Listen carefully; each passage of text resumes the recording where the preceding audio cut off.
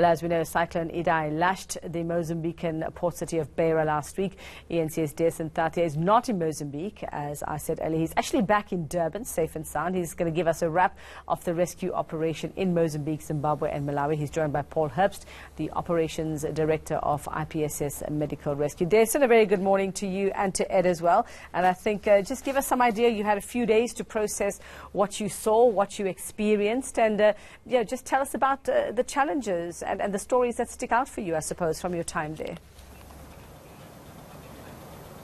Yveka, I think it's going to take a lot more than a few days to process exactly what we saw and experienced in Beira. And one of the reasons for that is because when we were going into it, and I was actually riding along with Paul during that time, and when we were going into it, we had no idea of the magnitude of what we were going to face.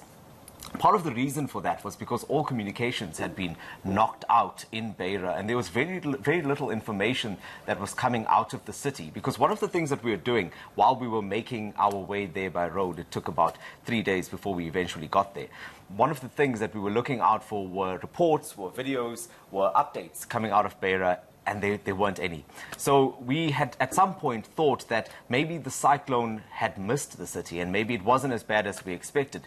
But obviously when we got there, and as Paul will tell you as well, it certainly was a lot worse than we had ever imagined.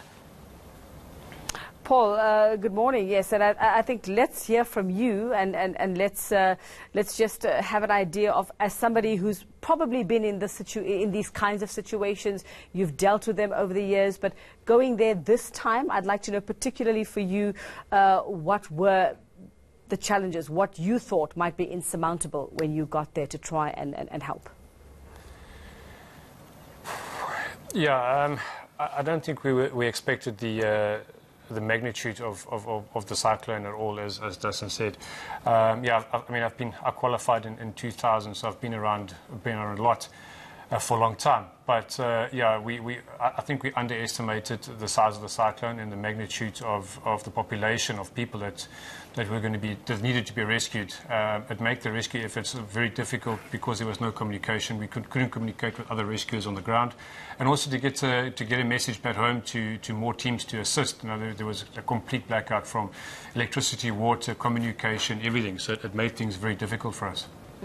And you know, I'm seeing lots of criticism. I'm seeing the questions being asked this morning, Paul and Des, and I think you can both probably answer this as well with different eyes that you saw, you as a rescuer, Des, and you as a journalist. Is that, were they prepared, and could they have been prepared for the magnitude of the cyclone and for the cyclone? Because we know we saw the warnings coming a few days in advance, but given the infrastructure in these countries, especially Mozambique, is there anything that they could have done different or better to prevent what we're seeing now? I think whenever you look at a situation like this, it's always easy to say that there would have been better ways to handle it. And look, in many cases, these evacuation plans that we had heard about had not been completed. And there were many areas where there were still residents during the time of the cyclone. The government there has told us that they had tried their best to get this message out, but unfortunately it hadn't reached everyone just because there were so many people living out in rural areas. Some, they say, had resisted the evacuation.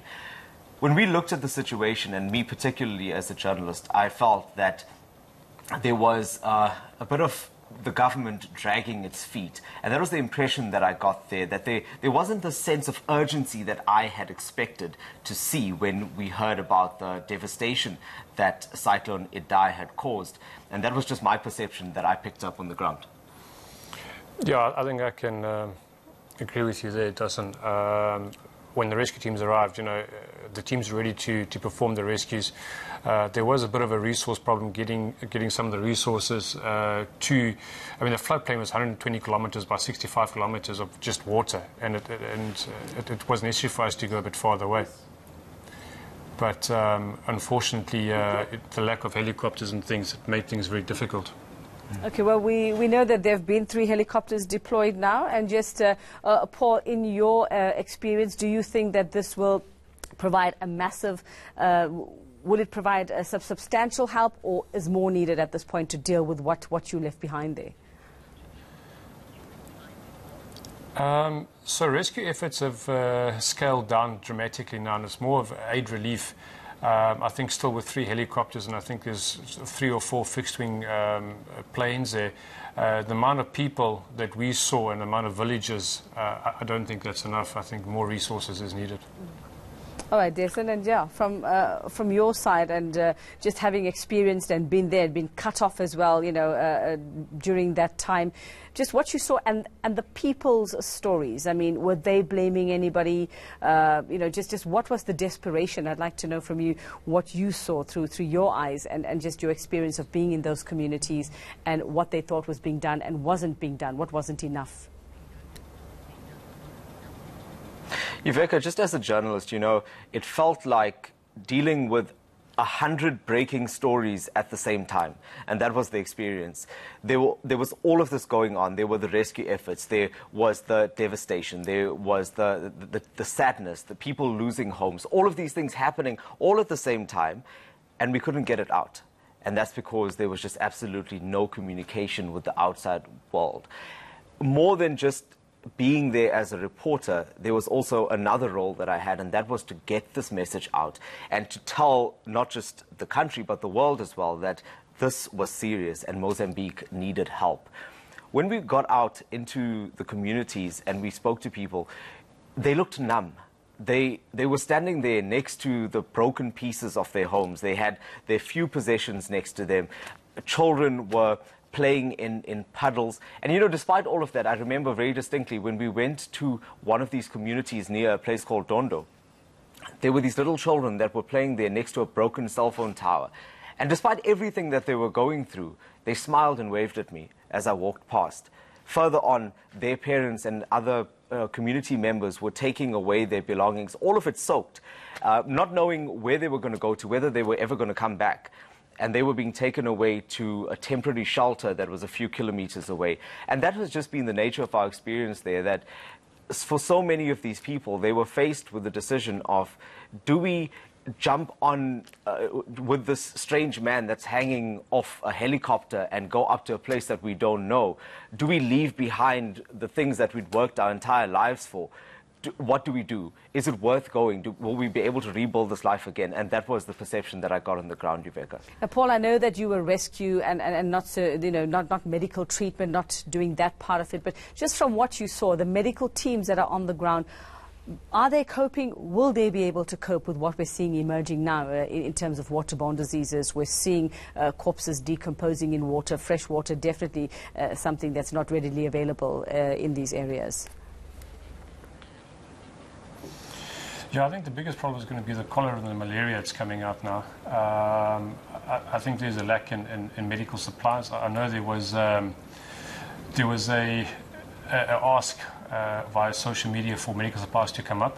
I'm not too sure how many supplies is being sent there. I know that the Mozambican government has also requested some medical supplies from our local SNDF and NGOs. So yeah, I think much more is needed. So yeah, I just hope we can get some stuff here. Dasen, we know that Minister Sisulu is taking a team. They're heading on over there on Wednesday, I think is when they take that trip. But I just want to know from you, what else, how have South Africans, there's been lots of pleas to South Africans to help, to send things, to do those donations if they can for medical supplies. Any idea as to how we've responded as a neighbour? I think we've responded very well, Yuveka. If you just look at the reaction that we've seen just from the general public, people just getting together in small groups and creating drop-off points for goods to be dropped off at, that stuff is being taken across. I saw a convoy of vehicles that had left a few days ago, in fact, just to try to get these items to Beira, to those people that are affected. That's the one side. The other side is that just watching our fellow South Africans work there, whether it's the SANDF or whether it's the rescuers like Paul and the rest of the team, it was a hugely patriotic moment for us. And there were many times when I stopped and I just said that, wow, as South Africans, we have a lot to be proud of. We were among the first people that were there on the ground. And these guys, Rescue SA and the rest of the team that was there, did absolutely everything, despite the fatigue, but despite the lack of resources. They really just stepped in and got things going. And I think that as South Africans, we really have played our part here. Paul, is there any chance that you and your team might be going back, or is your part of this done? So ourselves and Rescue SA generally just concentrate on the rescue efforts. I think there's the relief guys, Gift to the Givers, Red Cross and World Health Organization are taking part in it. We were asked again on Friday to return for a couple more days. However, I think the guys are still resting and need some rest after of what they've done. So for now, I think we'll be staying here. Yeah, I mean, just for those who have no idea what it takes, Paul, to be part of that team, I mean, just tell us as best you can, if you can describe what a day in the life of a team member, of a rescuer, was there in Mozambique, in Beira. Nothing that I expected. So Rescue SA have a number of people on their list, and we were lucky to be chosen to go up various aspects, from aquatic to high-angle rescue qualifications, cross-border missions. But it's completely different to what we do back here at home. You know, the biggest problem for the guys was, and it was discussed numerous times, is there were so many people to rescue. And the first rescue that was at night during thunderstorms, gusting winds. It was pouring with rain. And it came to a time where the team leader said, listen, guys, we're now putting ourselves in danger. We have to stop the rescue mission. And it was a heated debate between the guys. And after all, we understood his reasoning behind it. But there were so many people that we had to leave behind to only return the next morning to find out they were all washed away. So, I mean, no qualification or training that we've done prepares you for that moment where you have to leave behind and then to return, and those that needed you were gone. And I'm sure that stays with you, I suppose, all your life, Paul, you know, that those kinds of memories and experiences, even though you've been doing this for many years. Dasen, just from you, I mean, we've never really had cyclone conditions here. We experience, yes, heavy rains. It'll carry on for a couple of hours. We have the flooding and then the aftermath, not days like what we saw. They're just as an ordinary person, I want to know from you, because, you know, we tend to criticize and say, yes, they knew there was a cyclone. Why didn't they just get up and move to other family who were further away and safer places? What was it like? How lost could you get in a cyclone? And I think you experienced that, just being in the middle of it, where at times we couldn't even hear you trying to do interviews because of the rain and the wind. That's right, Juveka. In fact, you know, really nothing was sacred there. That cyclone just didn't stop at anything. It destroyed most of that city. I mean, the estimates were 90% of Beira that was gone. So really one has to ask, where do you move to? Where do you go? And just being there in the aftermath as well, and just dealing with torrential downpours every single day. These were wet conditions. There was no electricity. There were water shortages. So I really was dealing with two things at the time. The one is that I was there as a journalist and I needed to do my job and I needed to report. And the other was that we were also, in a sense, fighting for survival, because there were threats of further rains, there were threats of dams bursting their walls. So it was really something abnormal, and I don't think anyone with any form of training can ever be prepared for something like that. All right, Mother Nature, force to be reckoned with. Thank you very much. That's our reporter, Dasen Thathiah. He was in Mozambique with Paul Herbst. He's the Operations Director of IPSS Medical Rescue. They spent a good couple of days there, right in the thick of things when that cyclone hit. Thank you so much for recounting your experiences for us.